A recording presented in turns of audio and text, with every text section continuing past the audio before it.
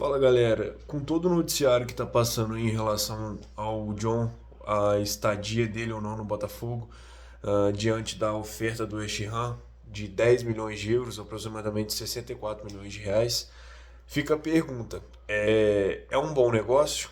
Porque assim, se você pegar no ponto de vista lucrativo, de dinheiro, financeiramente falando, é um ótimo negócio. O Botafogo adquiriu o atleta por 7 milhões de reais e pode vender por 65 milhões de reais, mais algumas metas fixadas, né, para bônus e tudo mais. Mas assim, quanto vale esportivamente falando a ida do John para a Inglaterra? Por que eu estou falando isso? A adaptação de um goleiro no time, com o elenco, em todos os jogos, ela é diferente dos jogadores de linha.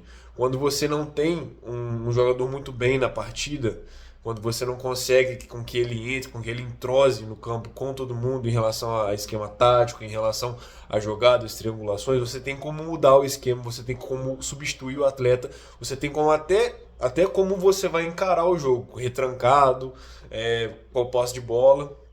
Com o goleiro isso é diferente. O goleiro ele precisa de uma adaptação maior, ele precisa que exista uma pré-temporada, ele precisa que existam jogos que não valham tanto, igual os que estão para vir em relação a oitavas de final de Copa do Brasil, oitavas de final de Libertadores. Então, assim, é um desejo do atleta realmente seguir para a Premier League. Só que a diretoria liberando o atleta tem que pensar: o que a gente vai fazer? A gente tem um limite de jogadores de substituição na Libertadores. Ou seja, se entrasse um novo goleiro agora, a gente não poderia botar as 5 substituições que a gente queria para jogador de linha. Como que vai fazer em relação à segurança? Porque o Léo Link e o Raul não trouxeram nenhum tipo ah, de, de, de segurança mesmo. Assim, fica o questionamento: vale a pena a gente realmente vender ele neste momento? Se fosse uma venda para fim de ano, para fim da temporada, aí não teria nem o que discutir. Mas neste momento o Botafogo ele é muito dependente da frieza, da técnica do John.